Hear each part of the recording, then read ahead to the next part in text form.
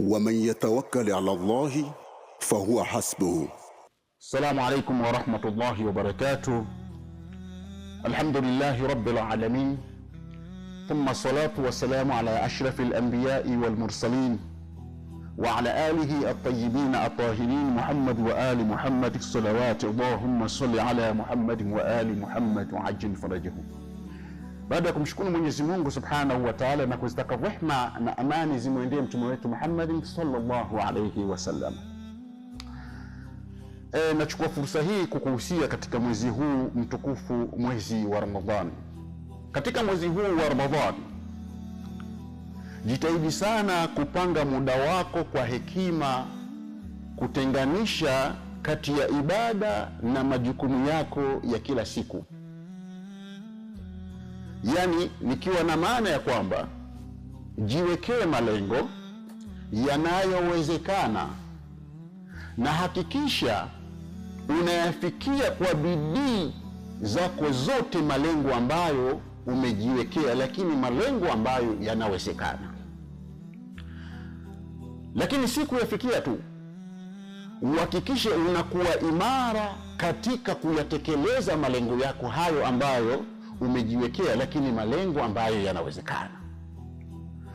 Kwa nini nakuhusia kuupanga muda wako, kuugawanya muda wako katika mwezi huu? Kwa sababu Mwenyezi Mungu Subhanahu wa Ta'ala ametuhusia kunako swala zima la kuupanga muda wetu. Lakini sivyo hivyo tu, Al-Imamu Ali alayhi salam ametuhusia, ametueleza akituambia ya kwamba tuhakikishe tunamcha Mwenyezi Mungu Subhanahu wa Ta'ala, lakini pia si kumcha Mwenyezi Mungu Subhanahu wa Ta'ala peke yake, lakini tuyapangilie pia mambo yetu.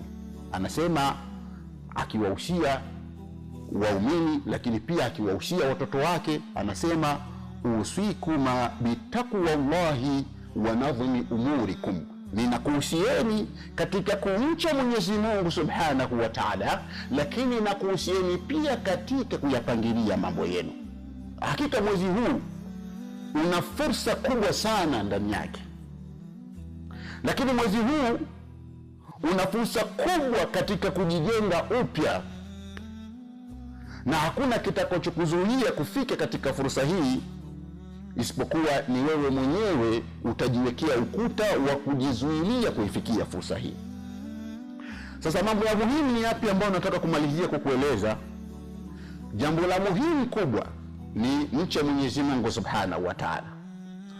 Lakini ukimcha Mwenyezi Mungu Subhanahu wa Ta'ala, umshirikishe Mwenyezi Mungu Subhanahu wa Ta'ala katika mambo yako, umshirikishe Mwenyezi Mungu Subhanahu wa Ta'ala katika mipango yako yote.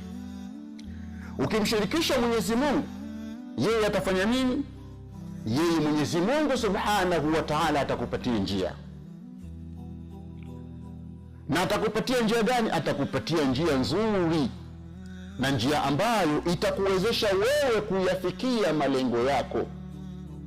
Anasema Allah Subhanahu wa Ta'ala, ukiwa wewe ni mchaji wa Mwenyezi Mungu Subhanahu wa Ta'ala, katika kitabu chake kitukufu anasema waman yattaqillah yaj'al lahu makhraja, na yule mwenye kumcha Mwenyezi Mungu Subhanahu wa Ta'ala, Allah Subhanahu wa Ta'ala anampatia mahala pa kutokea, anamfungulia milango ya mafanikio.